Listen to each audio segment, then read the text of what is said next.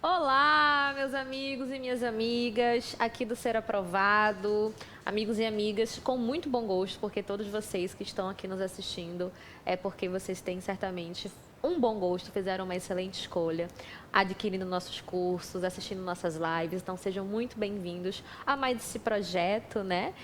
E aqui estou compondo mais esse projeto com uma aula muito massa de direito administrativo, que vai se basear em dicas objetivas a partir de resoluções de questões da Banca FGV voltadas para o cargo de delegado de polícia. Então, vamos começar para a gente não perder nem um segundo, aproveitar aqui e falar de pontos tanto da jurisprudência como da lei seca, da Constituição, que são de suma importância para a preparação dos senhores e das senhoras. Então vamos lá, para quem não me conhece, sou a professora Natasha Donadon e estou aqui com vocês sempre à disposição em Direito Administrativo. Primeira questão na tela, vou ler com vocês e a gente comenta na sequência. Vamos lá. Com relação à responsabilidade civil, penal e administrativa decorrente do exercício do cargo, emprego ou função pública, analise as afirmativas a seguir. Primeiro item. O funcionário público condenado na esfera criminal poderá ser absolvido na esfera civil e administrativa, prevalecendo a regra da independência entre as instâncias. Segundo, a absolvição judicial do servidor público repercute na esfera administrativa se negar a existência do fato ou excluí-lo da condição de autor de fato.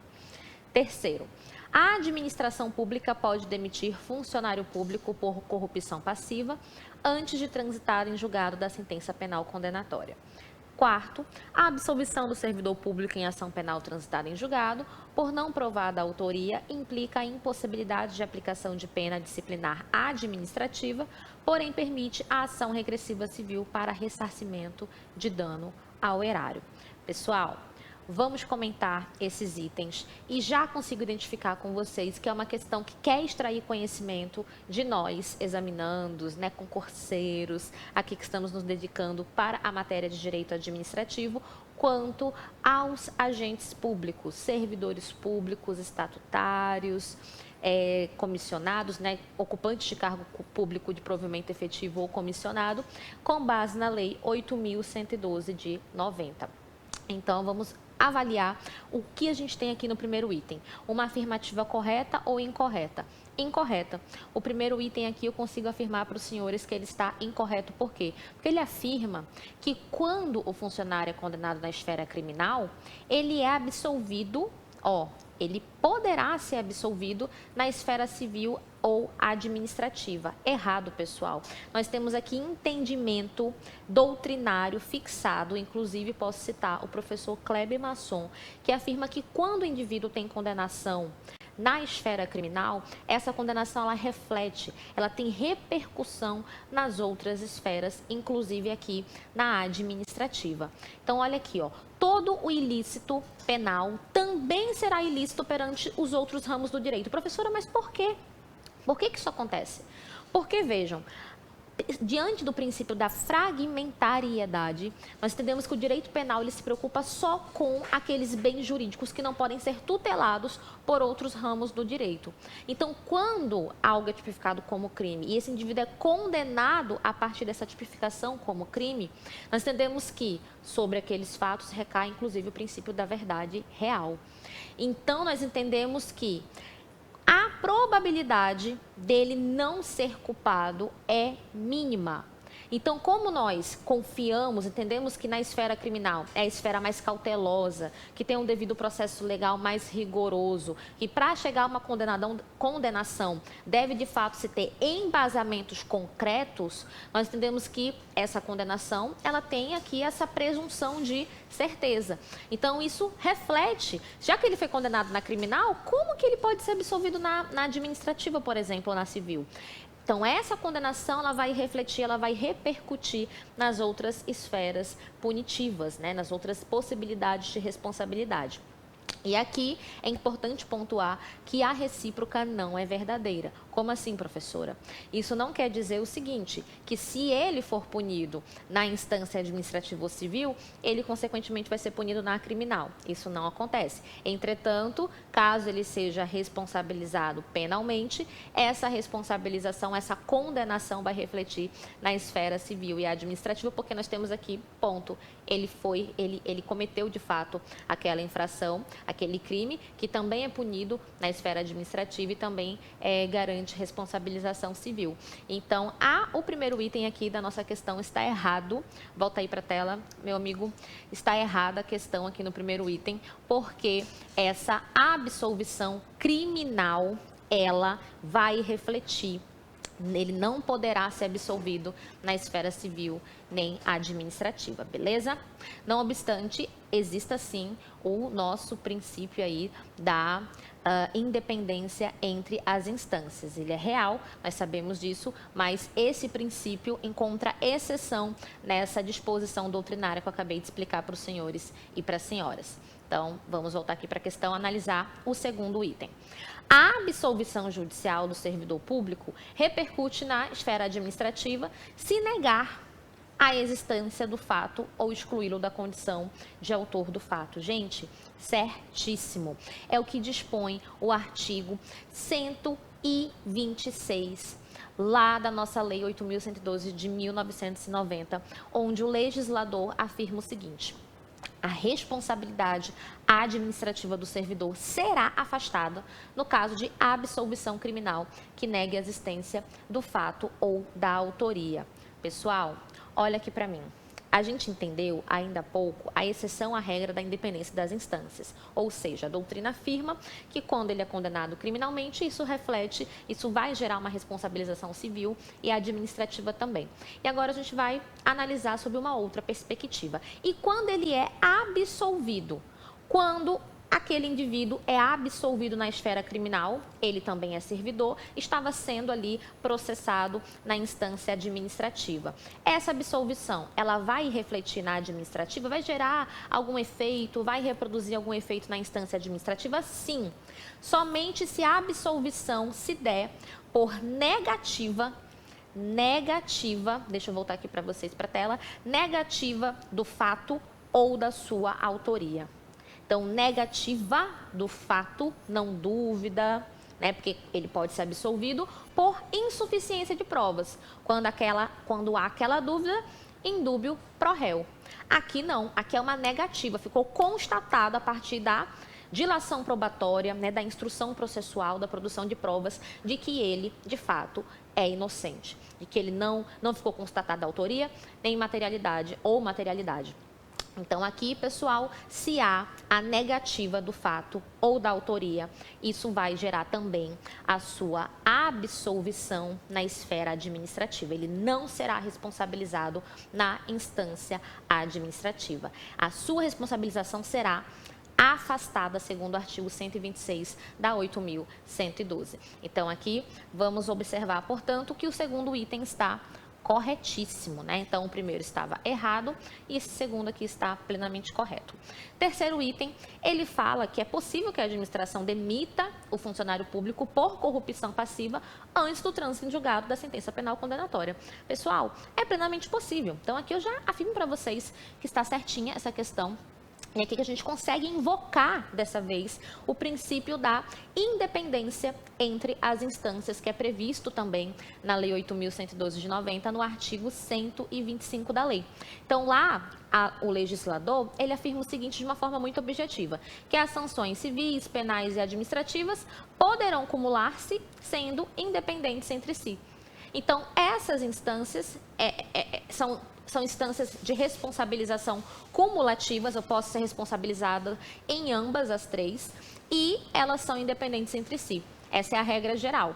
Ok, profa? E aí, a questão, além disso, está afirmando que ele pode ser responsabilizado administrativamente por corrupção passiva antes da própria eventual condenação criminal. correto. A administração pública, por ser independente, né, por ter essa independência disciplinar para responsabilizar os seus agentes por infração disciplinar, ela pode, inclusive, demitir, essa é uma das sanções previstas na 8.112, entretanto, a demissão, ela vai se dar a partir somente da constatação da prática de algumas da prática de alguma das infrações lá do artigo 132 da Lei 8.112 de 90. Coloquei aqui para vocês que um dos incisos, uma das condutas que o artigo 132 dispõe que deverá gerar demissão do agente público que a cometer é a corrupção.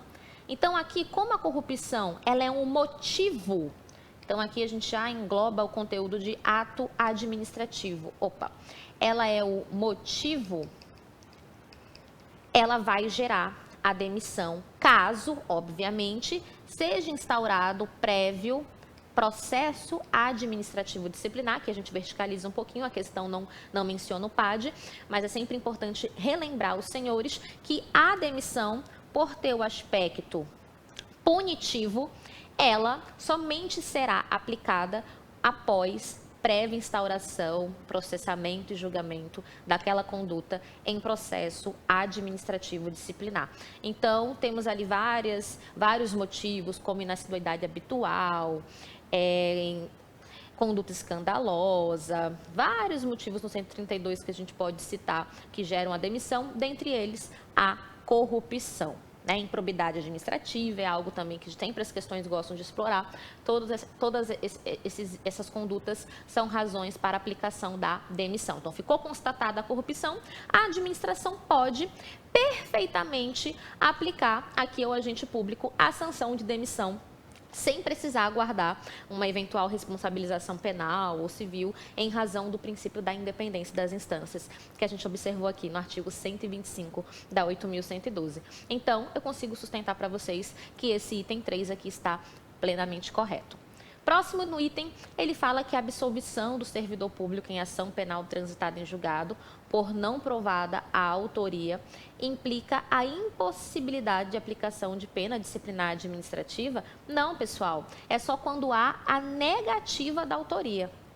Então, quando há a negativa, por ausência de provas, por não conseguir provar, eu tenho a plena possibilidade de responsabilizá-lo como regra geral, como nós estamos tratando desde o início, na instância administrativa, porque, via de regra geral, há uma independência. Aqui a gente viu duas exceções. Quando, no primeiro caso, lá do primeiro item, quando há uma condenação criminal, consequentemente, isso vai gerar a responsabilização, pelo mesmo fato, óbvio, na instância civil e também administrativa. A segunda exceção é prevista, a primeira é fonte doutrinária, a segunda é prevista na própria lei, como eu acabei de explicar para vocês, onde a absolvição criminal também gera essa não responsabilização na instância administrativa, conforme a gente observa no artigo 126.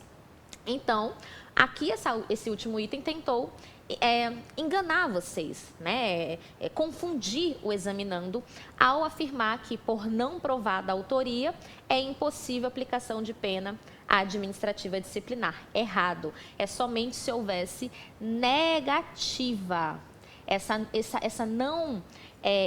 Esse ato de não provar significa que ocorreu uma ausência, insuficiência de provas. Isso não reflete na impossibilidade da administração responsabilizar. Ela vai responsabilizar como via de regra geral, ok? Então, aqui, somente em razão da negativa. Então, como eu tenho somente como certos os itens 2 e 3, nós temos aqui, portanto, a letra D como a nossa alternativa correta. Então, nossa primeira questão tem como gabarito a letra D, onde os itens 2 e 3, estão plenamente corretos. Próxima questão.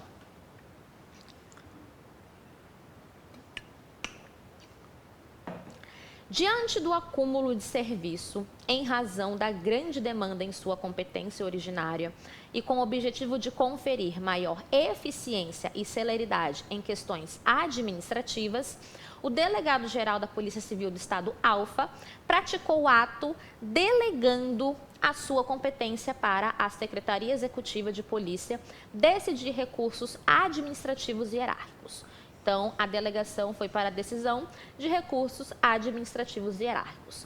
O mencionado ato de delegação é... Então, aqui ele te apresentou um caso hipotético e quer saber se esse ato ele é inválido ou lícito. Nós temos aqui itens que afirmam que ele é lícito e outros itens afirmando que ele é inválido com as suas respectivas explicações, né, justificativas. Então, vamos aqui falar um pouco sobre a delegação. Então, coloquei aqui para vocês um pouquinho do que a gente tem aqui sobre delegação. Deixa eu colocar em tela cheia. Pessoal, a delegação é um conteúdo que compõe, na verdade, é um fragmento, né, de conteúdo que faz parte do gênero ato administrativo, né? Então, os atos administrativos são o quê? São manifestações de vontade da administração pública por meio dos seus agentes públicos. Então, essas manifestações de vontade, elas não são livres. Cada agente público tem as suas competências. Então, cada agente público, deixa eu aparecer aqui também, tem as suas competências. Essas competências, elas sempre são definidas em atos normativos. E em razão, né, de haver uma escala hierárquica que é plenamente necessária em razão do poder hierárquico que cabe à administração pública para essa supervisão, repartição de tarefas, cobrança de tarefas de atribuições dos subordinados pelo superior hierárquico.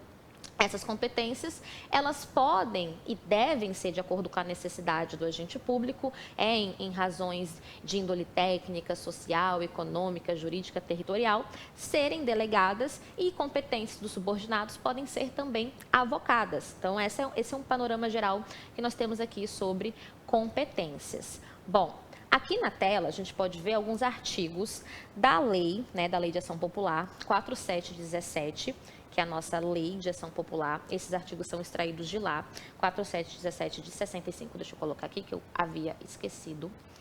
Lei 4717 de 65. Lá no artigo 12, ela prevê o seguinte, que um órgão administrativo e seu titular poderão, se não houver impedimento legal, delegar parte da sua competência a outros órgãos ou titulares. Ou seja, aqui a gente já tem uma primeira informação muito importante. A delegação, ela não se dá a partir de todas as competências, como eu expliquei no início, previstas em atos normativos para aquela autoridade, para aquele agente público. Quando eu delego, em razão dessa necessidade de, estou atribulado de competências, né? Não estou dando conta, eu vou delegar parte da minha competência, estrategicamente falando, por circunstâncias de índole técnica, social, econômica, jurídica, territorial, etc., como está aqui no artigo 12, na Lei da Ação Popular. Então, eu posso delegar parte, sempre a delegação é de parte das competências. E o ato de delegação, que isso deve ser formalizado em um ato administrativo, ele vai prever expressamente, minuciosamente, quais são essas competências que eu desejo delegar. Show! E aí, continuando, eu posso delegar para quem? Para outros órgãos ou titulares, eu posso delegar para órgãos públicos ou para outros agentes públicos, subordinados ou não, ou também de mesma hierarquia. Por quê? Porque a lei prevê expressamente essa não necessidade de que eu delegue apenas para um subordinado meu. Eu posso, ainda que esses não estejam hierarquicamente subordinados à autoridade delegante.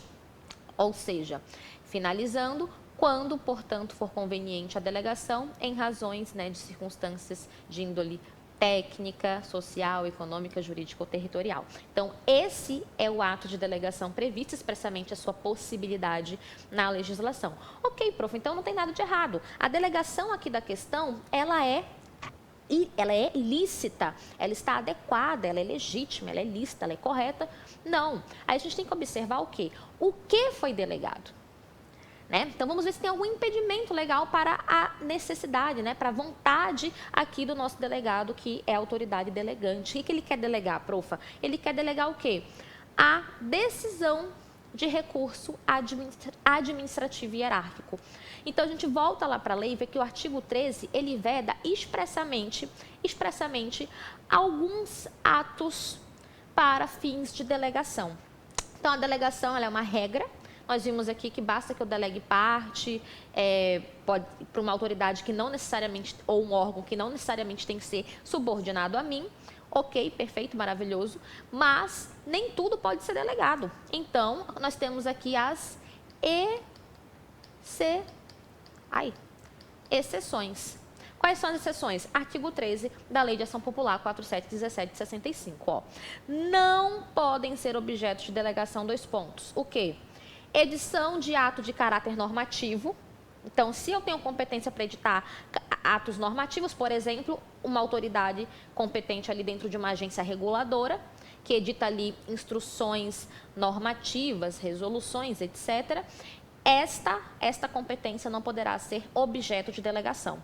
Ponto. Aqui tem vedado no artigo 13. E é o que a prova adora cobrar. As provas, elas quase não cobram as regras. Elas tendem a dar preferência para exigir de vocês a exceção, que é onde nós ficamos um pouco menos atentos normalmente, né? Via de regra geral.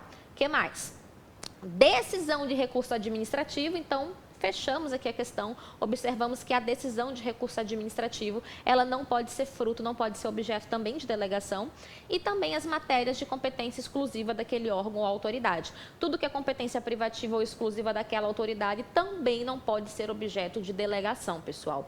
Então, nós voltamos aqui para a questão e entendemos que lícita essa delegação não é. Então, a letra C, D e E, elas estão incorretas. É uma delegação inválida, porque nós vimos que o artigo 13, ele proíbe, lá no inciso 2º, a delegação de recursos administrativos. Show. Agora, vamos ler o item A, aqui a alternativa A e a B. Vamos ver qual é a correta.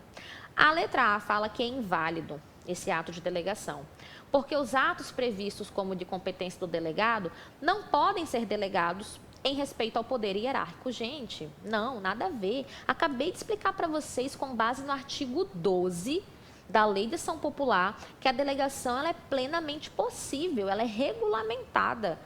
Então, é uma faculdade que a autoridade tem, fazendo aquele juízo, né, de conveniência e oportunidade a partir daquelas razões de índole técnica, econômica, jurídica, etc.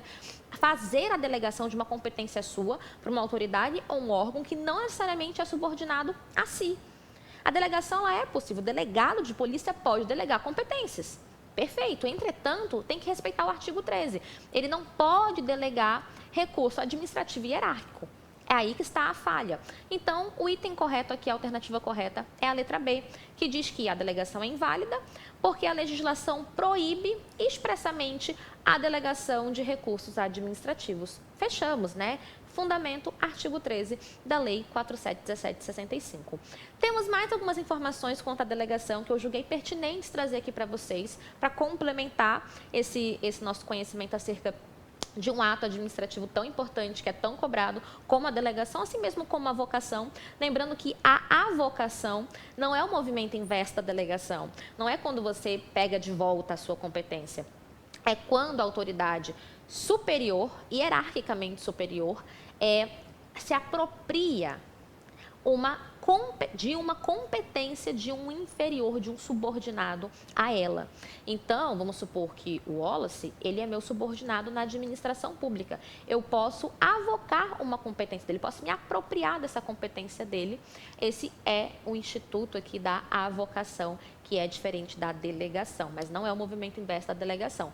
Quando eu estou delegando, é uma competência minha, que é transferida. Quando eu estou avocando, é uma competência do subordinado que estou transferindo para mim, temporariamente, sempre para atender interesse público, gente. Sempre o interesse público tem que estar presente como a finalidade de todos os atos da administração pública. O que mais que a gente tem aqui sobre delegação? Artigo 14 fala o seguinte, que o ato de delegação e sua revogação devem ser sempre publicados por meio oficial. Então, toda delegação e revogação de delegação devem ser publicados nos meios oficiais ali, na imprensa oficial da administração pública. Parágrafo 1º. Aqui nós temos mais alguns critérios para a formalização do ato de delegação. Ó. Esse ato tem que especificar as matérias e os poderes transferidos, sempre parcialmente, eu não posso transferir todas as matérias nem todos os meus poderes. Os limites da atuação do delegado, eu posso criar limites, circunstâncias onde, por exemplo, aquela conduta não poderá ser praticada pela autoridade que está recebendo a delegação. A duração, o tempo da delegação vai ser 1 mês, 2 meses, 3 meses, enfim, a critério do agente público. Os objetivos, eu tenho que sempre fundamentar nessas circunstâncias de índole técnica, social, econômica, jurídica ou territorial.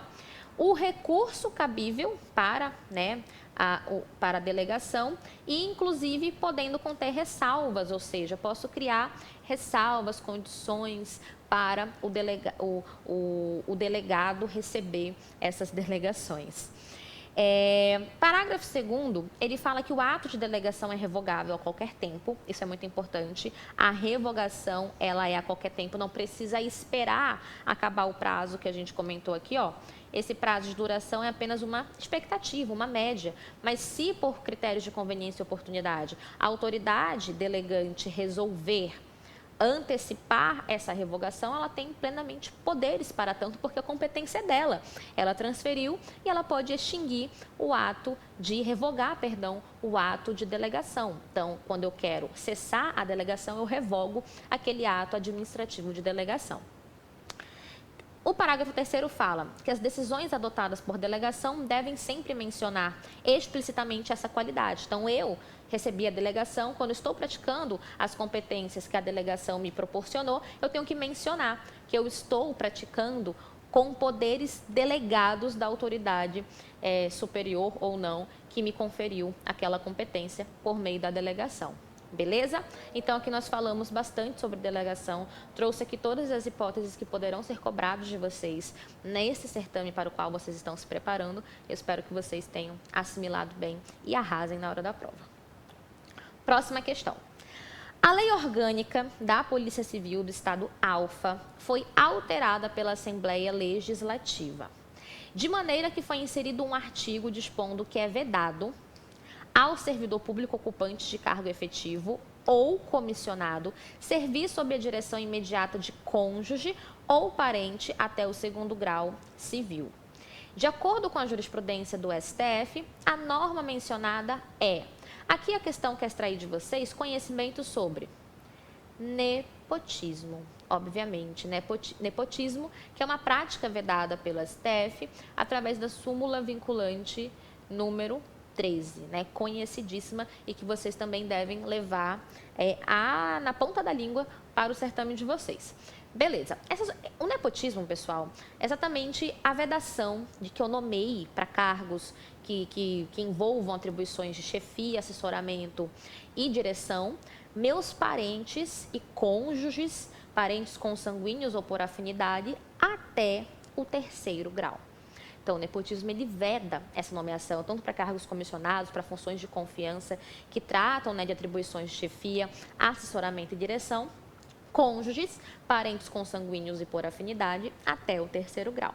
Beleza. O nepotismo é uma decorrência dos princípios da impessoalidade e moralidade, porque não obstante o cargo seja de livre nomeação, de natureza ad nutum, eu ainda não posso desviar da finalidade da administração pública, que é o interesse público, o bem comum de todos. Então, ainda que eu tenha essa liberdade para nomear, eu não posso nomear qualquer pessoa, ou seja, eu não posso nomear a minha parentela até o 3º grau e o meu cônjuge ou esposo ou esposa, cônjuge como no todo, porque subentende-se que eu estaria favorecendo, atendendo interesse particular próprio ou de terceiro.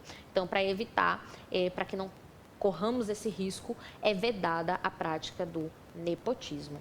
Então, vamos ver aqui quais são as hipóteses que eu tenho nas minhas alternativas aqui na nossa terceira questão. Essa alteração, que foi realizada pela Assembleia Legislativa, aqui se ventila ser constitucional ou inconstitucional. E aí, prof, o que a gente tem? Então, vamos ver aqui o conteúdo dessa alteração legislativa, na Lei Orgânica da Polícia Civil do Estado Alfa.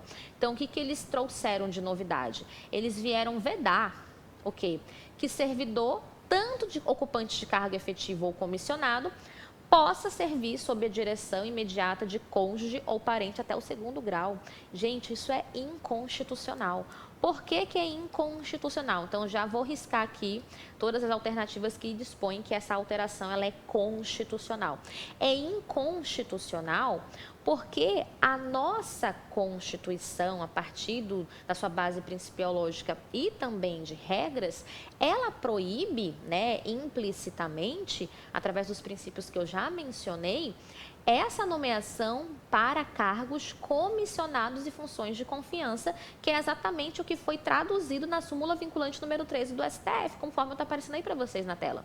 Deixa eu ampliar para vocês verem melhor. Pronto. O que a súmula vinculante número 13 fala? Que é proibida, ofende a Constituição, viola a Constituição, nomeação de cônjuge, de companheiro ou parente em linha reta ou colateral e por afinidade até o 3º grau. Para quê? Para cargo em comissão ou função de confiança.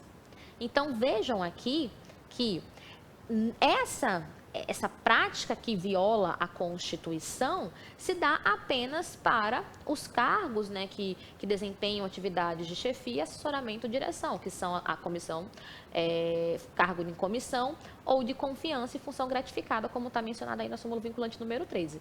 Então, pessoal, a vedação ao nepotismo não se aplica para cargos efetivos. Os ocupantes de cargo efetivo são aqueles que ascendem, que dão provimento neste cargo por meio do concurso público, exigência do artigo 37, inciso 2º da Constituição.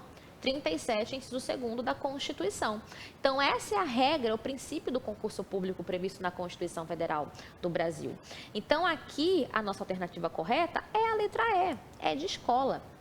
É de exato. O que a AD está falando? A AD, apesar de falar que é inconstitucional, ela diz o seguinte: é inconstitucional porque os ocupantes de cargos efetivos ou comissionados são considerados agentes políticos, nada a ver. Ambos os cargos são cargos administrativos, não são cargos políticos. A alternativa E está plenamente correta, porque ela diz que é inconstitucional em relação aos ocupantes de cargos efetivos, eis que as normas inibitórias do nepotismo não têm como campo de incidência os cargos efetivos. É o que a gente acabou de identificar. Os cargos efetivos não são objeto de preocupação do nepotismo em razão do princípio da regra do concurso público previsto na Constituição, onde eu dou provimento àquele cargo em virtude do concurso público que já atende os critérios da impessoalidade e moralidade. Então, o nepotismo não se preocupa com esse meu provimento a um cargo efetivo. Ele se preocupa, a vedação, o nepotismo, ela veda essas nomeações para cargos comissionados, funções de confiança. Então, repito, essa alteração legislativa que visa proibir que um ocupante de cargo efetivo ele sirva sob direção imediata a um parente ou cônjuge, e aqui até o 2º grau, não, é até o 3º grau. É o que entende o STF traduz, que é quem compete interpretar e dar a última palavra no que tange as informações constitucionais, as disposições constitucionais. O STF diz, ofende, viola a Constituição, a nomeação de cônjuge, companheiro, parente, consanguíneo por afinidade, linha reta colateral, até o 3º grau. Então, nepotismo, lembrem do T, nepotismo, aqui lembrem do T, até o 3º grau. Show? Então, nossa alternativa é que está 100% correta. Repito que nepotismo só para cargos que envolvem atividades de direção, chefia e assessoramento, cargo comissionado, função gratificada, função de confiança, seja o que for.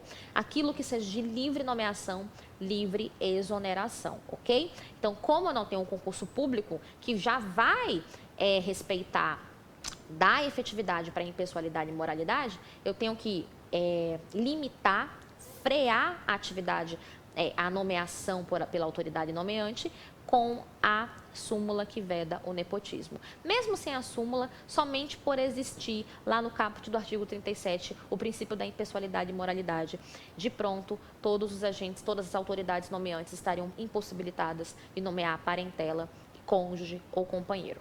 Ok? Mas a súmula existe e ela está aqui. Ainda quanto ao nepotismo, é importante nós trazer mais algumas observações para que vocês tenham uma compreensão um pouco mais verticalizada, porque o certame para o qual vocês estão se preparando, demanda isso de vocês. Então, vamos lá. Trouxe aqui alguns verbetes que são frutos de informativos do STF. Então, temos aqui mais algumas repercussões da vedação ao nepotismo. Ó.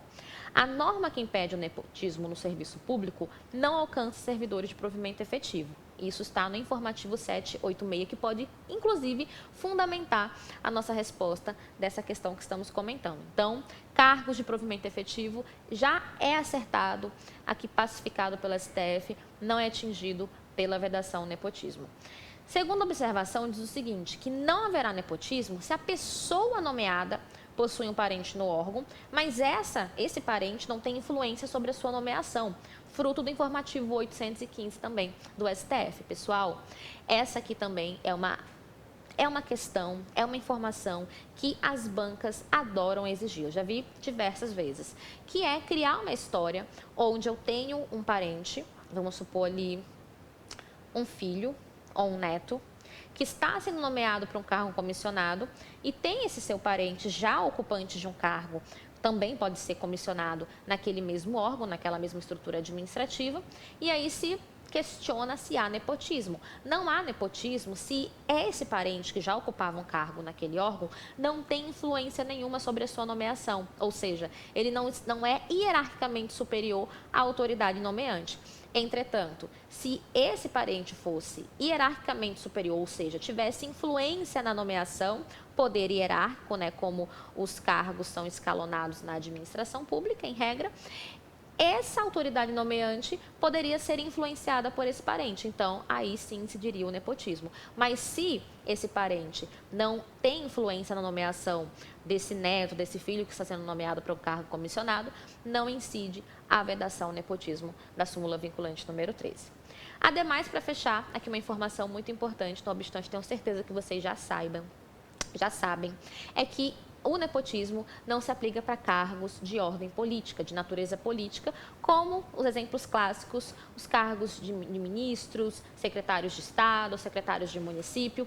Esses cargos são cargos de natureza política, ou seja, segundo a própria jurisprudência do STF, sobre eles não incide o nepotismo, como eu coloquei aqui para vocês, conforme foi veiculado no informativo 952. Mas, ainda assim, mesmo quando a nomeação é para um cargo de natureza política, deve a autoridade observar alguns requisitos, ou seja, deve-se evitar, né, não pode se utilizar essa nomeação para fins de nepotismo cruzado, quando há aquelas designações recíprocas com outra autoridade. Nomeia meu filho, aí que eu nomeio a sua esposa aqui. Isso não pode. Então, ainda que a nomeação seja para um cargo de natureza política, pode ficar caracterizada a prática do nepotismo se, por exemplo, eu estou praticando nepotismo cruzado, ou seja, influenciada por essas designações, consignações recíprocas com uma autoridade de outro órgão ou do mesmo órgão, né, que é o nepotismo cruzado ou o transnepotismo.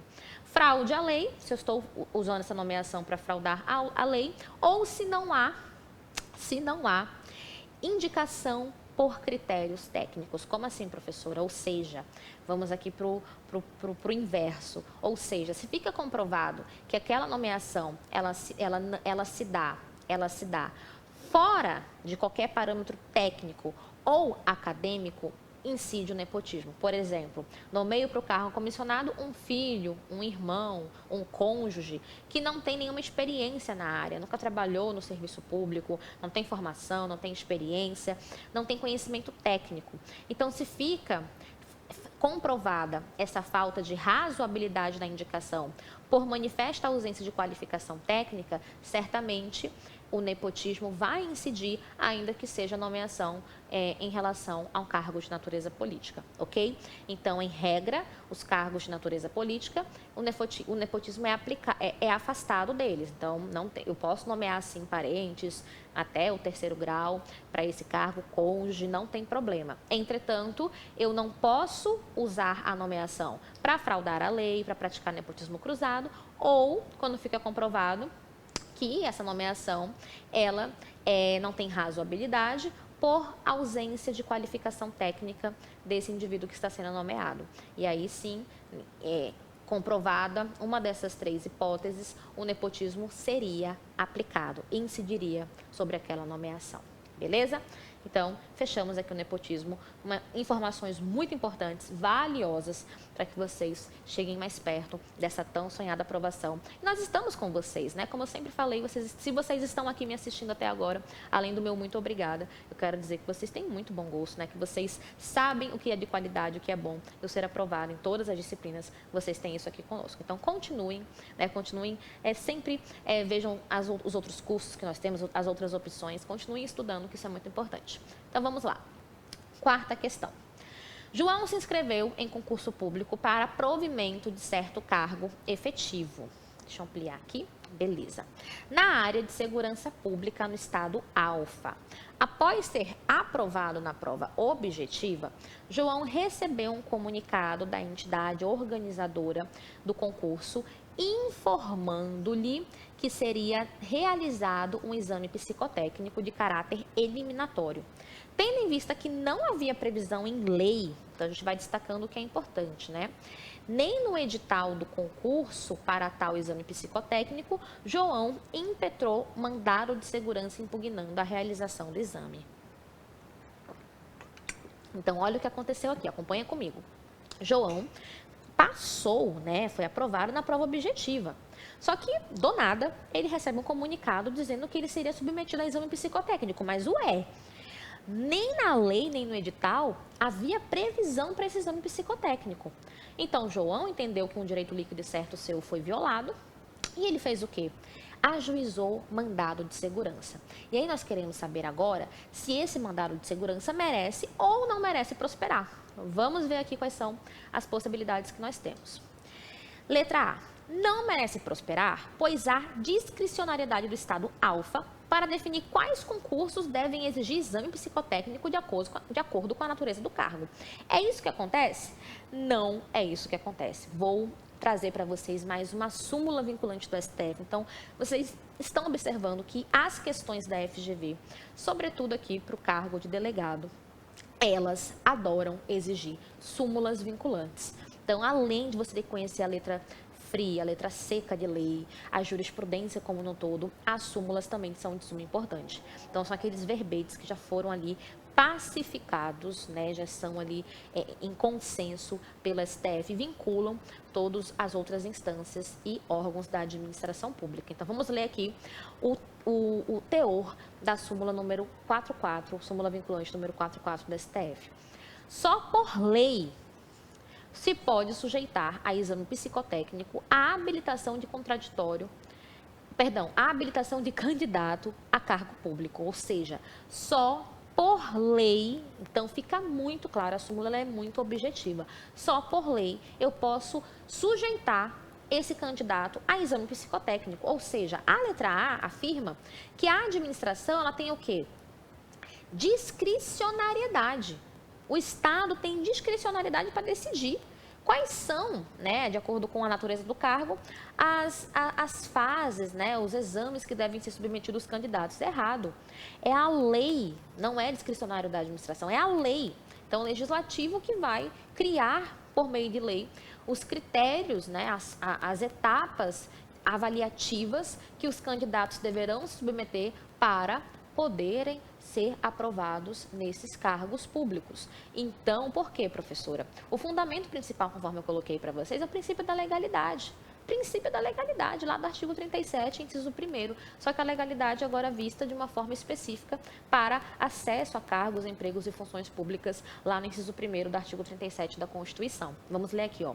Os cargos, empregos e funções públicas são acessíveis aos brasileiros que preencham os requisitos estabelecidos em lei. Ou seja, em decorrência desse dispositivo constitucional, o STF veio e sumulou a impossibilidade, né, de, no caso de exame psicotécnico, ser imposto ao candidato se não está previsto em lei, porque só por meio de lei, ou seja, os requisitos para ocupar cargo, emprego e função pública devem, segundo a própria Constituição, em razão do princípio da legalidade, serem estabelecidos em lei. Então, aqui fica claro que esse acesso, ele é livre, entretanto, somente aos brasileiros que preencham esses requisitos e os estrangeiros também, na forma da lei, é possível ocuparem ali, desde que a lei preveja, algum cargo, emprego ou função pública. Então, eu já sei que a letra A está errada, vou ver a letra B.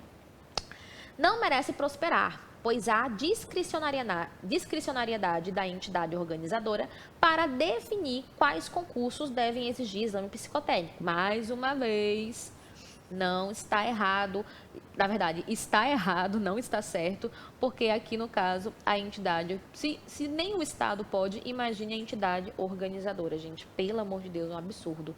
Letra C, não merece prosperar desde que todos os candidatos sejam submetidos ao mesmo exame. Não, de nenhuma forma.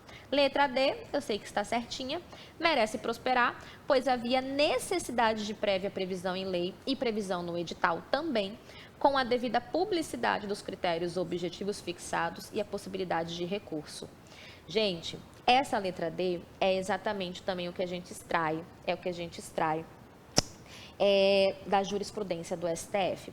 A súmula vinculante número 44, apesar dela ser muito importante, ela se mostra incompleta. Porque se nós vasculharmos a jurisprudência do STF, nas suas decisões onde o STF se manifesta contra essa possibilidade, tanto da comissão organizadora ou da própria administração pública, ela dispõe que, além de previsão em lei, o exame psicotécnico, aqui nós estamos tratando exclusivamente deste exame, o exame psicotécnico, para que ele seja válido, ele tem que atender também a outros requisitos. Quais são?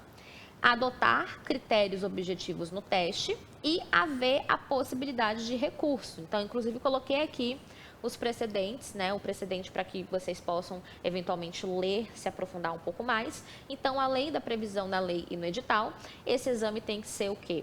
Tem que ser feito a partir de critérios objetivos e tem que sempre haver a possibilidade do candidato recorrer desse resultado.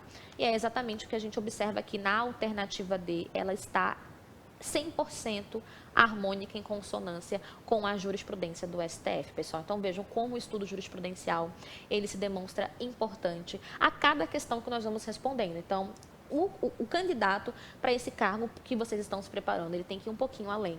Isso é comum, nós sabemos que os cargos aí de carreira jurídica, que são privativos de bacharel em direito, eles exigem um pouquinho mais da gente. E a gente está aqui para apoiar vocês, é por isso que eu estou trazendo todas essas informações de uma forma simples, objetiva e clara. A letra E fala o seguinte: merece prosperar, pois havia necessidade de previsão no edital. Não, gente. Independentemente de previsão em lei, absurdo. Tem que haver a previsão na lei e também no edital para que o exame psicotécnico seja exigido do candidato. Então, João iria ter provido, ia ter ali a concessão da sua segurança no mandado de segurança, ele ia ter um resultado objetivado, e o deferimento do seu resultado, porque nós entendemos aqui que a legislação, ou seja, a súmula vinculante número 44 do STF, proíbe que o psicotécnico seja exigido do candidato se não houver previsão em lei e no edital, tá bom? Então, vamos para... faltou uma observação, me perdoem, antes da gente avançar. Eu tenho mais um comentáriozinho em relação à questão, já que nós falamos de mandado de segurança e exame psicotécnico, eu tenho também mais um entendimento jurisprudencial, só que dessa vez em relação ao prazo, O prazo, o início, na verdade, o termo inicial para a contagem do prazo para a impetração ali do mandado de segurança. Então, vamos lá. O início... se um candidato é eliminado no exame psicotécnico, o termo inicial do prazo decadencial é contado a partir de quando? Da data da publicação do resultado e não da publicação do edital. Então, veja, se ele Se ele foi reprovado no exame psicotécnico, então se houve aplicação do exame, o termo inicial para a contagem do prazo do mandado de segurança, dos 120 dias que nós sabemos que é o prazo para eu ajuizar e impetrar o mandado de segurança, é contado a partir do resultado que, obviamente, apresentou ali a sua reprovação. Agora, se você quer impugnar, entrar com mandado de segurança antes do exame ser aplicado, obviamente, o termo inicial é da data da publicação do edital. Então, 120 dias é de quando você teve ali conhecimento, né, foi publicado o edital, você teve conhecimento de que estão exigindo no edital um exame psicotécnico que não há previsão em lei. Então, como a súmula vinculante número 44 exige a previsão legal, exige que tenha o exame previsto em lei, exigido em lei, o edital não poderia, sem a previsão em lei, exigir o exame psicotécnico. Então, você já pode entrar com mandado de segurança. Entretanto, se você fez o mandado, não resolveu impugnar ainda, fez o mandado, fez o exame psicotécnico, foi reprovado, o termo inicial para a contagem do prazo é da publicação do resultado. Beleza? Então, aqui a gente tem mais um entendimento jurisprudencial. Coloquei aqui para vocês o precedente também, que isso também pode ser cobrado dos senhores. Então, lembre nesse verbete, né? Quando houver a eliminação, né, a reprovação, o termo inicial para contar os 120 dias do mandado de segurança é da data da publicação do resultado do teste e não do edital. Próxima questão. João cumpria pena em estabelecimento prisional do estado Alfa quando foi morto por estrangulamento praticado por outro apenado. Sendo certo que, durante o homicídio praticado no horário de banho de sol, não interveio qualquer agente penitenciário presente no local, para tentar impedir a morte de João. A família do falecido procurou a defensoria, que lhe esclareceu que a Constituição de 88 assegura, lá no artigo 5º, inciso 69, aos presos o respeito à integridade física e moral. Assim, seguindo a jurisprudência do STF, então, mais uma vez, a jurisprudência sendo exigida de você, só vai errar quem quiser, porque vocês estão sendo mais do que avisados que a banca dos senhores ama exigir jurisprudência do STF. Então, ela quer um pouco mais, ela quer ir além do conhecimento básico que vocês já possuem. Então, vamos lá. E aí, os filhos de João devem ou não devem ajuizar uma ação de responsabilidade contra o Estado? Então, vamos lá, pessoal. O que a gente tem quanto à responsabilidade? Primeiro, que esse caso é um caso de responsabilidade civil. Então, aqui o tema seria responsabilidade civil do Estado. Profa, por que do Estado, né? Se não foi um agente estatal, se não foi a administração que diretamente estrangulou o João.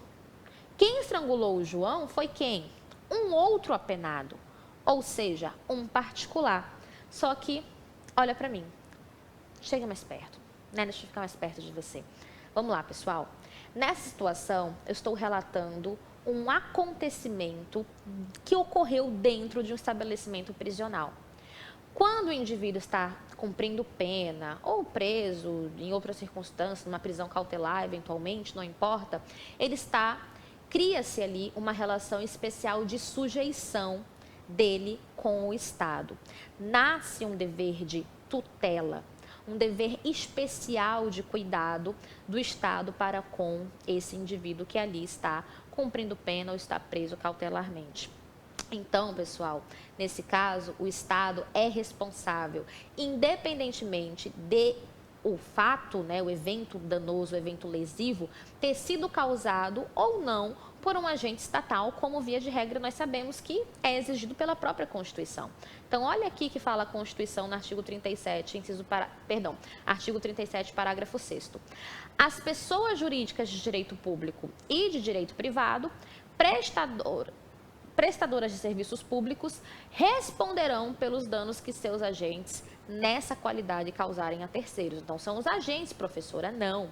Mas aqui nós entendemos né, entende o STF, que nesse caso específico cresce esse dever, esse cuidado, esse dever de cuidado especial, de tutela específica, especial do Estado para com o apenado. Então, a responsabilidade aqui é civil objetiva. Segundo o STF, aplica-se a teoria do risco administrativo ainda assim. Ah, por quê, professora? Porque fica claro que o Estado falhou a partir da sua omissão. E a responsabilidade aqui também é aplicada a partir da omissão da administração pública. Então, o Estado falhou no seu dever de cuidado, no seu dever de proteção para com aquele apenado. Então, deve sim os filhos de João ajuizarem uma ação indenizatória.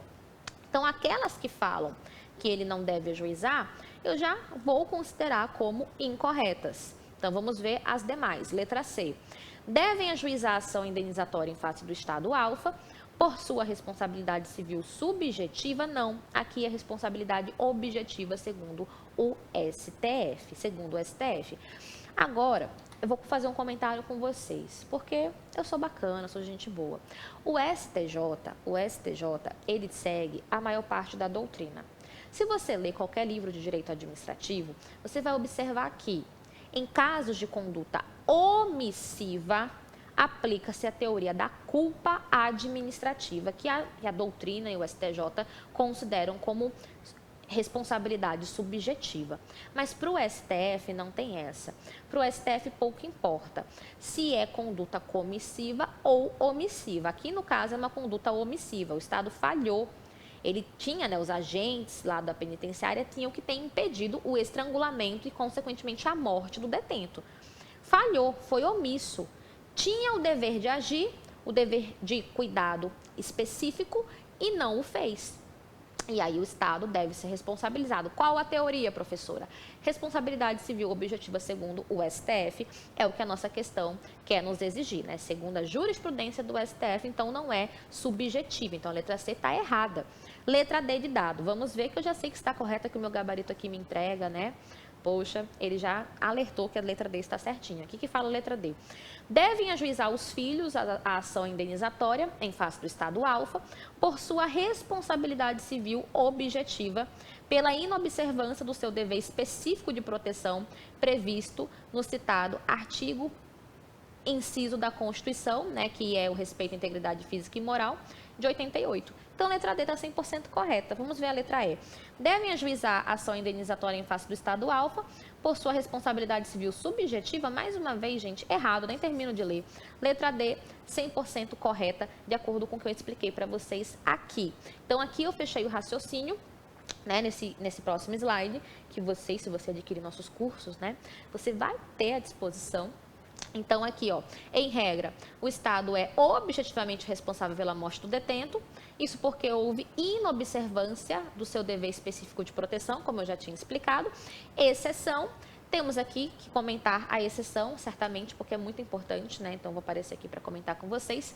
Profa, em caso de suicídio, em outros casos, né, de lesões, de prejuízos que foram suportados pelo detento, mas que o Estado não tinha como prever, não tinha como evitar, não tinha como protegê-lo naquela circunstância, o Estado vai ser responsabilizado objetivamente? Não.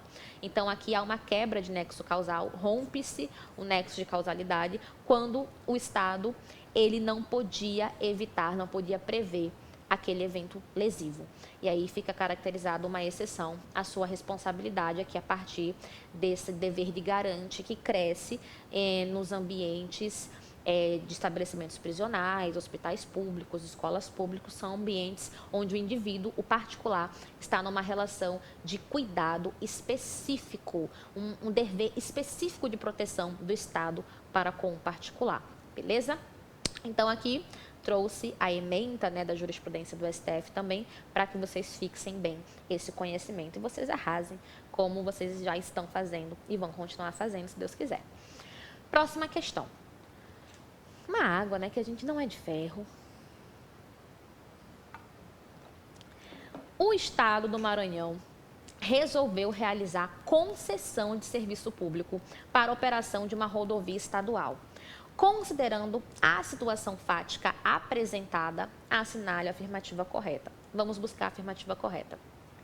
A concessão de serviço público, tal como no caso, deve ser realizada mediante licitação. Ok, é o que fala o artigo 175 da Constituição Federal. Então, tem que ser sempre por meio de licitação a formalização de contrato de concessão ou permissão de serviços públicos. Lembrando que concessão e permissão, regulada pela Lei 8987 de 95, com previsão no artigo 175 da Constituição, só cabe para serviços públicos. Não obstante, também possa englobar, possa envolver obras, outras espécies de serviços. Mas sempre tem que ter um serviço público envolvido. Show!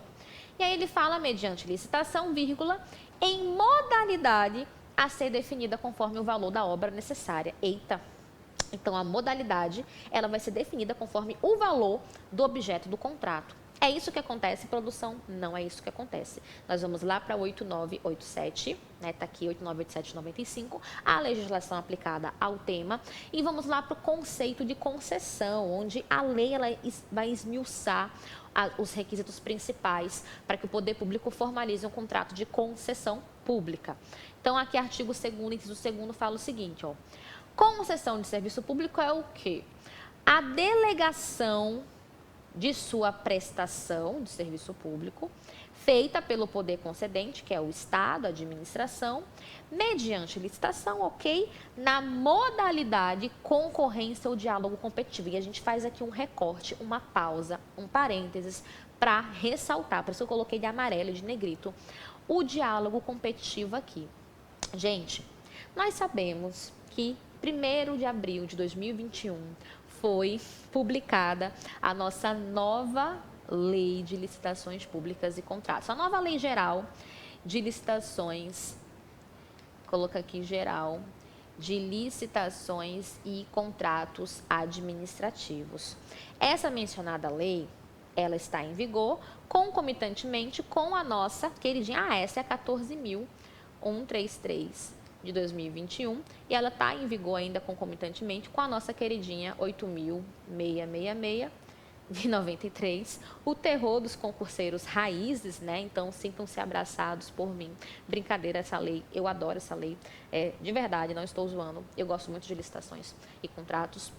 E aqui temos 2 leis em vigor atualmente. Ok, profa, mas por que isso é pertinente para essa questão? Porque, vamos lá, na antiga lei eu tinha como modalidades, na 8.666, eu tenho como modalidades de licitação pública, que a 8.000 vai vigorar até 2023, né, de 2021, são 2 anos que a lei prevê, ainda de vida para 8.666 de vigor, então em 2023 ela vai ser completamente revogada. Então, atualmente ainda temos, baseadas no valor, concorrência, tomada de preço e convite, baseadas no objeto do contrato, o pregão, conhecidíssimo, o concurso e o leilão, né? São 6 modalidades ao todo ali na 8.666, mais, né, a lei do pregão, a 10.520. Ok, pessoal. As 3 primeiras são baseadas no valor, como eu falei. Foi o que a questão tentou te induzir aqui, ó, de acordo com o valor da obra necessária. Não. A lei das concessões, de modo específico, exigia concorrência. Ela falava só concorrência. Como a 14.133 criou uma nova modalidade de licitação, que é o diálogo competitivo, e extinguiu o convite e a tomada de preço, nós temos aqui uma alteração, ou seja, a 14.133, ela trouxe uma modificação na Lei 8987 de 95, na Lei de Concessão e Permissão, que também é contrato administrativo, mas é uma lei específica, uma lei especial, para acrescentar a possibilidade do diálogo competitivo também ser modalidade possível para a celebração de contrato de concessão administrativa. Então, aqui para concessão, esqueçam a permissão por enquanto, concessão, eu posso agora, além da concorrência, isso aqui é uma mudança importantíssima, porque as provas antigas vão sempre te trazer o seguinte, que concessão, sempre por meio de licitação, modalidade de concorrência. Estava certo até a entrada em vigor da Lei 14.133 de 2021. A sua prova, muito provavelmente, ela não vai te cobrar a redação da 8.666, com base na 8987, antiga, né? A redação antiga da 8987 com base na 8.666. Não, ela vai te cobrar a redação atual. Ou seja, além da concorrência agora, admite-se, ou seja, né, também pode ser feita, a modalidade diálogo competitivo. Então, tenho duas modalidades atualmente. Antes de 2021, 1º de abril de 2021, eu não tinha essa possibilidade. Então, atualmente, eu tenho duas modalidades para celebrar contrato de concessão de serviço público. Então, aqui fechamos nosso parênteses, porque eu precisava alertar vocês quanto a essa alteração. Espero que vocês já tenham, né, conhecimento disso, mas se não tinham, agora vocês sabem e não vão cair em pegadinha do examinador. Então, sempre licitação para concessão e permissão. Entretanto, na concessão, exige-se modalidade específica. Quais são, professora? Antes era só concorrência, agora é concorrência e diálogo competitivo. E para permissão, professora? A permissão não exige uma modalidade específica. A permissão, o contrato de permissão, pode ser feito por qualquer modalidade de licitação admitida na lei. Show! Beleza. Então, a letra A eu sei que está errada. Vamos ampliar aqui. Letra B.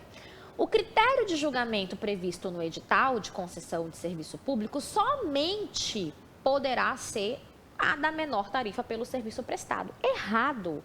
Se você der uma olhadinha lá no artigo 15 da 8987, você vai ver que os critérios de julgamento da licitação poderão ser menor valor da tarifa, maior oferta, a combinação das duas, melhor proposta técnica, melhor proposta em razão da combinação dos critérios, etc, etc. Então, tem várias possibilidades de critérios de julgamento para serem utilizados nessa licitação para a concessão ou permissão de serviços públicos. Então, lá no artigo 15, então vou colocar aqui, lá no artigo 15 eu tenho várias opções, além da menor tarifa. Então, não é somente, falei para vocês, sempre falo, que desconfiem quando o examinador usar essas expressões absolutas, né? Somente, apenas, exclusivamente, nunca, sempre. Então, cuidado. Então, geralmente está errada. Então, letra B está erradinha.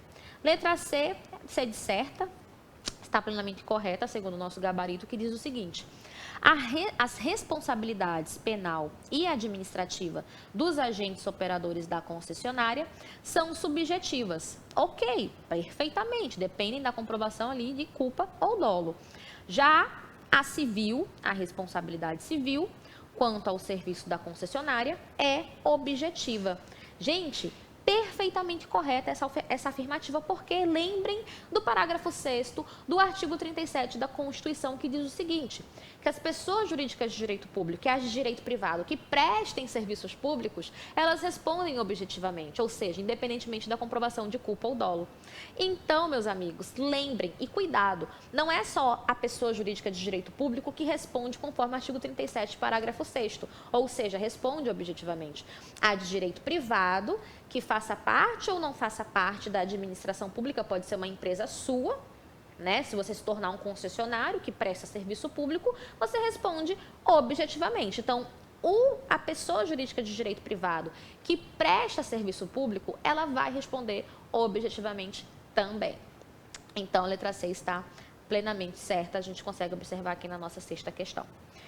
A outorga do contrato de concessão de serviço deve ser sempre, mais uma vez, uma expressão aqui extrema, precedida de autorização legislativa. Errado, gente. Nós temos modalidades de descentralização.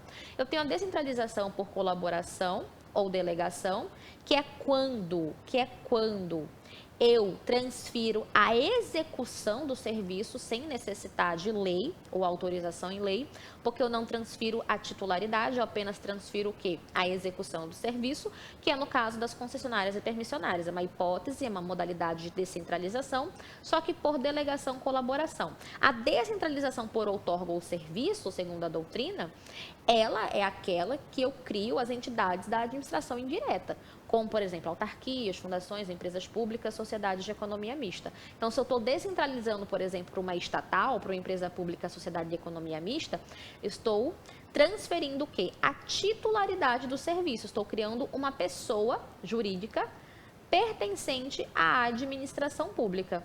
Então, essa pessoa jurídica está recebendo, por meio de autorização em lei, a titularidade daquele serviço, entenderam?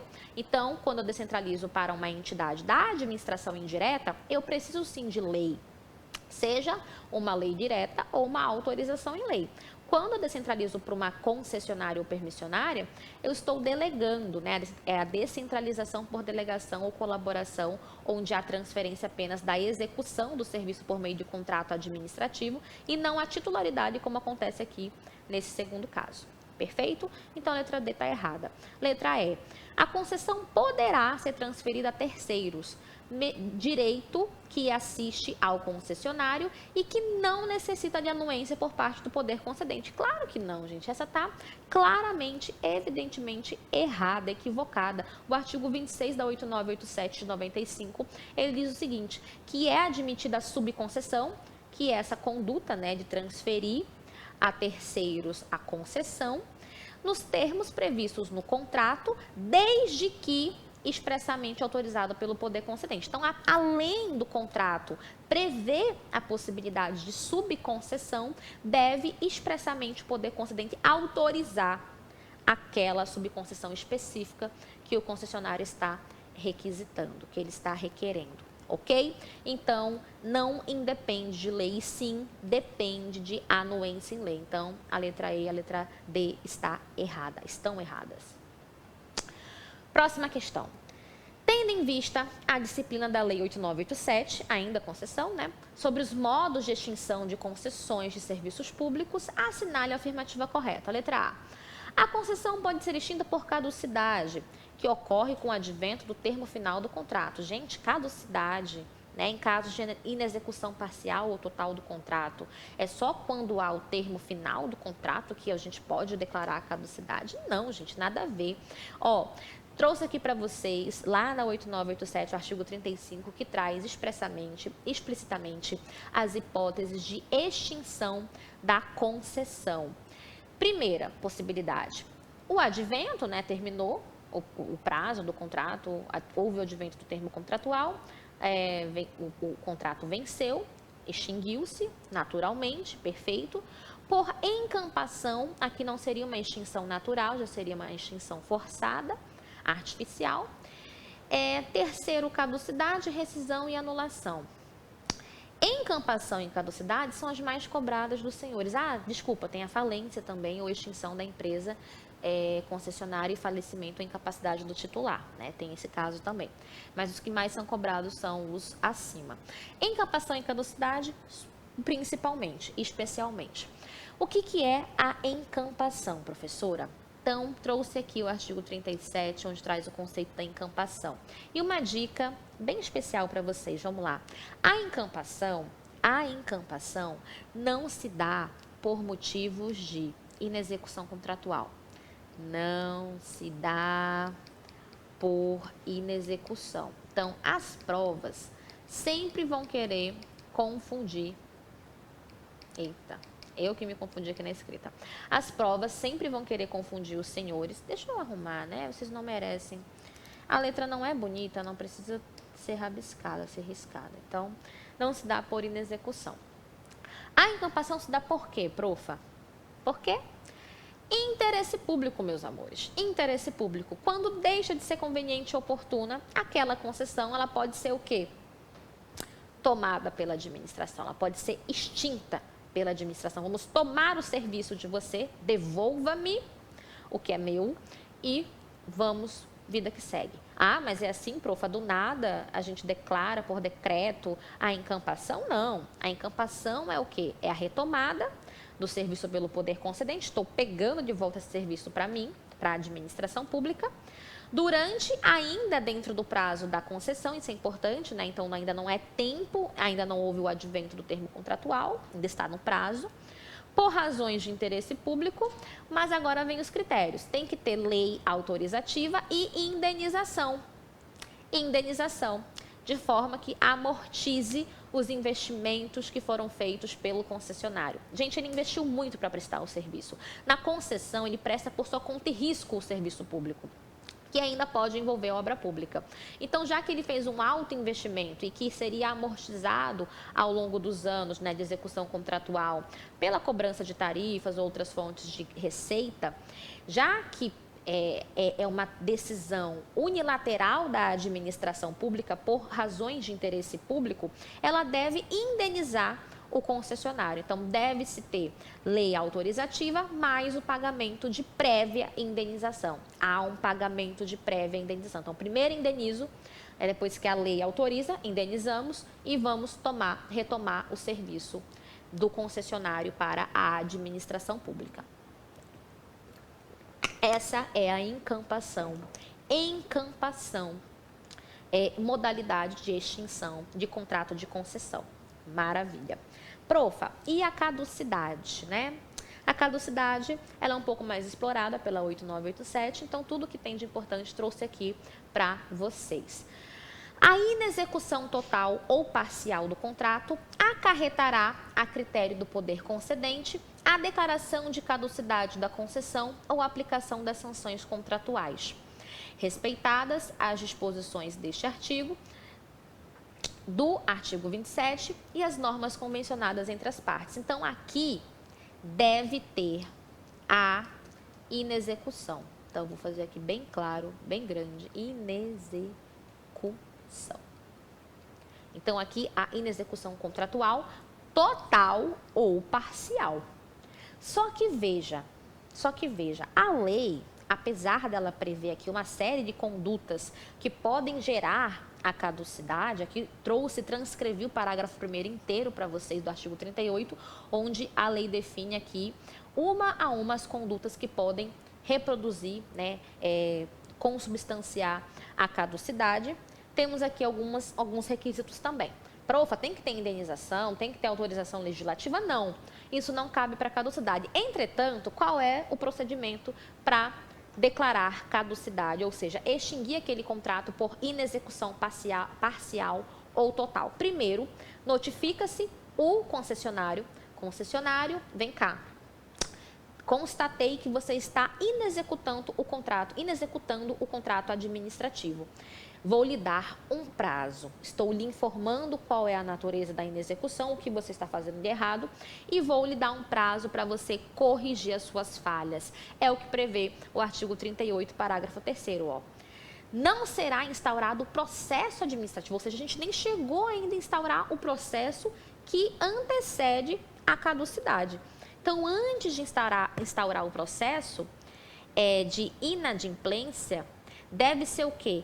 Comunicado o concessionário detalhadamente dos descumprimentos contratuais que foram mencionados lá no parágrafo 1º. Então, se ele cometeu aqui, por exemplo, ele deixou, né, de cumprir uma penalidade imposta pela própria administração, é um motivo para declarar caducidade. O que eu faço? Eu vou chegar lá e vou dar a oportunidade, um prazo, né, uma oportunidade para ele corrigir essa falha. E aí sim, se ele não o fizer, nós vamos o quê? Para o parágrafo 2º, instaurar o procedimento administrativo, né? Então, vamos verificar dentro do procedimento administrativo a inadimplência ou não por parte do concessionário, se ele inexecutou ou não o contrato de concessão. E aí, meus amigos, se instaurarmos o processo e comprovarmos a inadimplência, aí sim, declaramos a caducidade por decreto do poder concedente, independentemente, ele deixa muito claro, para não ter repercussão, para não ter dúvida, usar a analogia da encampação, não tem indenização prévia, né? E, obviamente, nós temos aqui também a possibilidade de que, na verdade, a não possibilidade do poder concedente ser responsabilizado em relação a encargos, ônus, obrigações que sobraram, porque ele foi ali, extinguimos prematuramente a concessão. Foi uma extinção prematura. Então, ninguém esperava. Vamos supor que ele está cheio de débito trabalhista, cheio de encargo, cheio de pendências. Nada disso recai para... Nós estamos o quê? Extinguindo a concessão, vamos assumir a prestação do serviço enquanto não celebramos um outro contrato com um novo concessionário. não fazemos uma nova licitação. Então, nesse interim, não pode a administração sofrer os prejuízos, né, recair sobre ela as responsabilidades que derivam do concessionário. Ele que é responsável. Então, mesmo que seja extinta por meio de caducidade a concessão, esse concessionário continua respondendo pelos seus atos, continua sendo responsabilizado das suas pendências que nós mencionamos aqui. Beleza, maravilha. Então, voltamos aqui para a questão. Letra B. A concessão pode ser extinta pela encampação. Pode, né? Mas vamos ver se está certo. Que ocorre quando a concessionária não atender à intimação do poder concedente no sentido de regularizar a prestação de serviço. Isso é o quê? Motivo para a caducidade do parágrafo 1º do artigo 38, não para encampação. Então, a letra B também está errada. A letra C. Na rescisão, o contrato pode ser extinto por iniciativa do concessionário. Tá certo. Em caso de descumprimento de normas contratuais pelo poder concedente. Ok. Mas, mediante notificação para que sejam sanadas as irregularidades, não é isso que o 39 fala. O que ele fala, o 39? O contrato de concessão poderá ser rescindido por iniciativa do concessionário? Pode. Quando o poder concedente descumpre as normas contratuais. Justo. Entretanto, isso deve ser feito somente mediante ação judicial, especialmente intentada para esse fim. E observe, enquanto não há o trânsito em julgado dessa ação judicial, esse contratado ele não pode interromper o serviço em virtude do princípio da continuidade do serviço público. Então, nas concessões, diferente do contrato comum, regido pela 8.666, que quando há descumprimento das cláusulas contratuais, sobretudo de pagamento do contratado, ele pode escolher suspender ou rescindir o contrato. Aqui, ele não tem essa opção. O que ele pode? Entrar com ação de rescisão, perfeito, né? Ele pode pedir essa rescisão por meio de ação judicial especial para esse fim. Entretanto, não pode, antes do trânsito em julgado, suspender, paralisar a prestação do serviço, porque entendemos que esses serviços são essenciais, atendem ao princípio da continuidade dos serviços públicos. Então, a legislação proíbe aqui no parágrafo único, artigo 39. Então, está errada a letra C. Letra D de dado, a encampação consiste na retomada do serviço pelo poder concedente durante o prazo de concessão por motivo de interesse público após prévio pagamento de indenização, independentemente de autorização legislativa. Errado, o final está errado. Nós vimos que é necessária a autorização legislativa sempre para a encampação. Então, a letra E está certinha, conforme o nosso gabarito está alertando, que diz que a caducidade da concessão pode ser declarada quando a concessionária não cumpre tempestivamente as penalidades impostas por infração. É o que, inclusive, eu destaquei aqui de amarelinho, né, para vocês. Inciso 5 do parágrafo 1º do artigo 38, que fala sobre caducidade. O parágrafo 1º traz as hipóteses, né, os motivos para a caducidade, dentre eles, né, o que nós observamos na letra E da nossa 7ª questão. Então, ela está certinha. Última questão. Chegou a hora da nossa última questão para fechar com chave de ouro. É esse nosso aulão aqui, que foi uma salada mista, né? Falamos de vários assuntos interessantes, pontuais, que eu tenho certeza que o certame de vocês vai exigir, vocês vão matar, vocês vão acertar e vocês vão arrasar. Próxima questão, última para a gente fechar com chave de ouro. Um Estado da Federação, em processo de recuperação econômica, pretende restaurar o seu antigo parque de esportes, uma enorme área que concentra estádio de futebol, ginásio de esportes coletivos e parque aquático. Algo bem extenso, né? Não dispondo de recursos para custear essa obra e nem tendo expertise para promover uma boa gestão do espaço, o Estado pretende firmar contrato de parceria público-privada nos moldes da Lei 11.079 de 2004. Gente, PPP é o conteúdo que essa questão quer exigir de vocês, nossos queridos concurseiros raízes, fiéis. Mas, como você fez essa ótima escolha e está aqui consumindo o conteúdo do Ser Aprovado, vocês vão matar. Aqui eu vou falar tudo que pode ser cobrado, tudo que tem de importante sobre parceria público-privada. Primeiro, parceria público-privada tem uma legislação própria, é regulada por uma lei própria, que é a Lei 11.079, mas ela não deixa de ser uma espécie de concessão. Então, a PPP é espécie de concessão de serviço público, que tanto pode englobar o serviço público, mas também pode envolver obras públicas. E é o que a gente observa aqui. O que a gente tem na questão? Né? Um Estado membro que está em processo de recuperação econômica, mas quer restaurar um antigo parque de esporte, que é uma área bem extensa. Ele não tem dinheiro para custear a obra e também ele precisa de alguém com expertise para administrar, gerir o espaço, prestar um serviço público. E aqui ele decidiu fazer uma PPP, estabelecer uma PPP. Gente, qual é a diferença da PPP para a concessão comum? Na concessão comum, que é regida pela 8987, de 95, lá o concessionário, ele presta o serviço público por sua conta e risco. Lá ele não tem nenhuma contraprestação, nenhuma contrapartida do poder concedente. Ele é remunerado integralmente por meio das tarifas ou por meio das fontes alternativas de custeio lá do artigo 16 da Lei 8987, que são as publicidades, etc.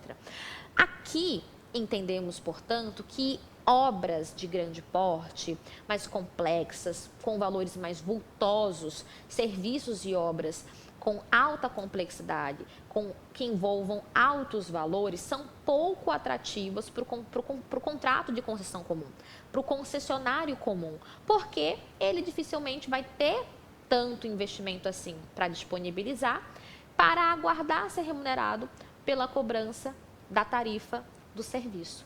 Então, por entender que a administração, para alcançar interessados, para a celebração desses objetivos, como no caso da questão, seria interessante criar uma outra modalidade de concessão, onde houvesse ali a gestão, né, a repartição dos riscos da contratação, que envolvem a contratação. E foi então idealizada as parcerias público-privadas, onde eu tenho como parceiro público o poder concedente, a administração pública, e o parceiro privado, o particular, que vai ser o nosso contratado no contrato de parceria público-privada, que pode ser de concessão patrocinada ou concessão administrativa. Então, PPP patrocinada ou PPP administrativa são as espécies de parcerias público-privadas que são uma modalidade especial de concessão, de contrato de concessão. Beleza. O que seria a PPP patrocinada? Pessoal, na PPP patrocinada, aqui de forma clara, objetiva e franca, eu tenho o quê? No que tange a remuneração do parceiro privado, do contratado, parte da remuneração é paga pelo parceiro público e parte da remuneração, o restante, ele é remunerado por meio da cobrança de tarifas. É o que a gente vê no artigo 2º, parágrafo 1º da Lei 11.079 de 2004. Ou seja, adicionalmente à tarifa cobrada, há uma contraprestação pecuniária que não somente pode ser e deve ser em dinheiro, mas há uma contraprestação pecuniária paga pelo parceiro público. Então, aqui há uma divisão. Ele patrocina parte da remuneração do parceiro privado. Na PPP administrativa, eu tenho aqui, inclusive, vou ampliar para vocês verem melhor, uma subdivisão. Eu tenho PPP administrativa de serviço público e de serviço administrativo. Profa, simplifica, facilita para a gente, pessoal. Na PPP administrativa, diferente da patrocinada, aqui eu tenho a remuneração do parceiro público, do parceiro privado, paga exclusivamente pelo parceiro público. Então, essa prestação de serviços ou envolvimento de obra pública é paga integralmente pela administração pública. Sim, é paga exclusivamente pela administração pública. Só que esse serviço ele pode beneficiar diretamente a população ou diretamente a administração pública. Como no caso aqui, por exemplo, do serviço de coleta de lixo domiciliar. Nós temos aqui o beneficiado principal, o cidadão, o indivíduo que recebe, né, o parceiro privado, celebrando a coleta diariamente ou em outro tempo, prestando o serviço público. Em contrapartida, Esse parceiro privado, ele pode servir diretamente à administração, quando, por exemplo, ele constrói presídios para a administração, hospitais, creches, até mesmo aquela arena esportiva, e ele é pago, né, parceladamente pela administração. Como no caso aqui, no caso dos presídios, é muito comum as questões e a doutrina chamar de serviço de hotelaria, né? Nós edificamos, construímos o presídio, fazemos a obra e também vamos ter contrato de prestação de serviços, ou seja, a administração paga pelo, como se fosse uma hospedagem dos presos para o parceiro privado. Então, ela paga valores mensais de acordo com a quantidade de presos que estão ali ocupando o estabelecimento prisional.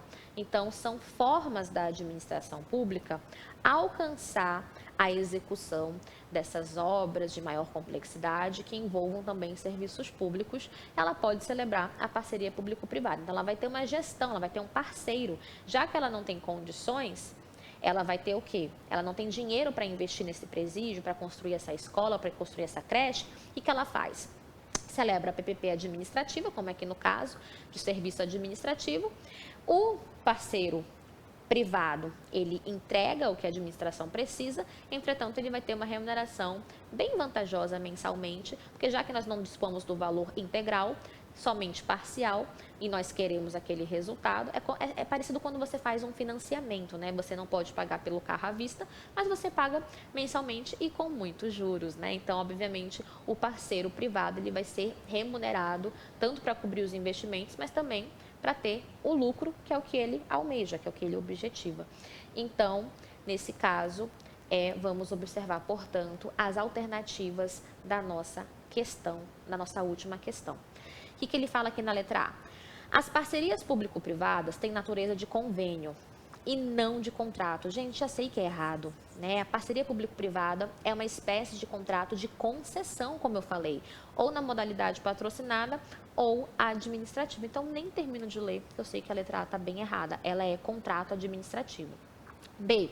As parcerias público-privadas prevêem que o ente público executará uma parcela do serviço ou obra nunca inferior a 50%. Errado. Esse percentual não é definido pela lei e ele não vai executar, né? Aqui o poder público, ele não executa o serviço, ele vai o quê? Arcar com parte da remuneração. Então, ele apenas na parceria remuneração. Na parceria patrocinada, ele arca com um percentual. Então, além das tarifas, há uma contraprestação pecuniária. É o que dispõe a PPP patrocinada ou concessão patrocinada. Letra C. As parcerias público-privadas não podem ter por objeto exclusivamente a execução de obra pública de restauração do parque de esportes. Correta. A letra C está corretinha. Por quê? A gente observa que a administração pública, ela pode celebrar PPP plenamente para construir aquele complexo ali esportivo, mas ela tem que obrigatoriamente envolver a prestação de serviços públicos. É o que a gente observa aqui no artigo 2º da lei, onde tem vedações para a celebração de PPP. As vedações, pessoal, eu faço questão de mencionar porque elas também são muito importantes, elas são também sempre cobradas pelas bancas de concurso. Então, veja aqui, ó, eu não posso celebrar PPP cujo período de prestação seja inferior a 5 anos. Então, aqui, gente, faço até um parênteses com vocês. Eu vou ratificar as informações mais importantes para a gente fechar a PPP, mas já digo para vocês, diferente da concessão comum 8987, que não tem prazo, limite, nem mínimo para as concessões de serviços públicos, nas PPPs há um limite temporal, ou seja, nenhuma PPP pode ser celebrada com menos de 5 anos ou mais que 35 anos. Então, as PPPs, elas não podem ser celebradas por menos de 5 anos ou por mais de 5 anos, já incluindo as prorrogações contratuais. Então, temos aqui uma informação mega ultra importante que já encaixei aqui dentro das vedações. Também é vedado celebrar PPP que tenha como único objeto fornecimento de mão de obra, fornecimento e instalação de equipamentos ou execução de obra pública. É o que a gente tem aqui na letra C. É vedado que essa PPP, ela trate apenas, tenha como único objeto a execução de uma obra pública. Então, toda PPP, toda concessão comum ou especial aqui na modalidade parceria público-privada da 11.079 de 2004, elas devem se envolver em obra pública, devem também, obrigatoriamente, sempre envolver também execução de serviço público. Então, elas não podem lidar somente com prestação de serviço, mão de obra, instalação de equipamento, obra pública, tem que ter também tem que sempre ter adicionalmente a prestação do serviço público. E outra informação mega ultra importante é sobre o valor. As PPPs não podem ter como objeto do contrato o valor inferior a 10 milhões de reais. Então, nenhuma PPP pode ser celebrada com objetos de valor de inferior a 10 milhões de reais. Então, aqui eu consigo fechar com vocês as informações mais importantes, lembrando que as contraprestações por parte do parceiro público não são unicamente pecúnia. Fica aqui a observação, as provas amam cobrar isso. A administração pode o quê? Patrocinar, ela pode pagar o parceiro privado, ela pode o que dar contraprestação, além de pecúnia, mas também por cessão de crédito não tributário, outorga de direitos, tanto em face da administração ou sobre bens públicos dominicais e outros meios admitidos em lei. Não pode ser celebrada por menos de 5 anos, máximo mais que 35 anos, incluindo as prorrogações. E temos aqui para fechar uma outra informação importante no que tange a PPP patrocinada. A PPP patrocinada. A gente viu que um percentual é pago pela administração, um percentual da remuneração do parceiro privado é paga pela administração. Só que quando a administração queira que esse percentual seja superior a 70%, ela deve obter a autorização legislativa. Então, o legislativo tem que aprovar quando a administração quiser pagar, patrocinar mais que 70% da remuneração do parceiro privado. Ela tem liberdade na PPP patrocinada para dar essa contraprestação. Então, além das tarifas que ele cobra, ela vem em arca com parte da remuneração dele para apoiar, né? Para eles compartilharem os riscos, para ela ser parceira, que é parceria. Diferente da concessão comum, que ela não tem nenhuma espécie de contraprestação. Na concessão comum, a administração não paga um centavo, em regra. Aqui, ela vai arcar com parte da remuneração. E se ela tiver a intenção que essa parte seja maior que 70%, ela deve ter o quê? A autorização legislativa específica para tanto. O legislativo tem que aprovar essa conduta por parte da administração. Então, aqui, letra C está certa, a letra D fala que as parcerias público-privadas remuneram o ente particular integralmente com o valor das tarifas cobradas dos usuários, sendo vedado o custeio das atividades pelo particular. Errado. Aqui há parceria, aqui há contraprestação. Além da tarifa, tem pago também remuneração por parte do poder público, ou ela paga a administração integralmente, que é o que a gente viu aqui na PPP administrativa. PPP patrocinada, a gente racha, divide, né, a remuneração do parceiro privado. Na PPP administrativa, a administração paga integralmente a remuneração do parceiro privado. Então, fechamos. Gente, eu quero agradecer a todos vocês, agradecer aqui imensamente que vocês tenham ficado até o fim comigo, tenham ali ficado atentos a cada informação, a cada detalhezinho. Eu sou detalhista mesmo, eu tento ser um pouco mais objetiva, mas a gente sabe que o segredo da aprovação está nos detalhes, está na perseverança, na dedicação, né, nesse sofrimento temporário, mas que muito em breve vai trazer bons frutos. Então, um beijo, fiquem com Deus, bons estudos, continuem conosco, fiquem ligados nos nossos cursos, nos nossos materiais, continuem consumindo o Ser Aprovado, que é material de qualidade. Beijo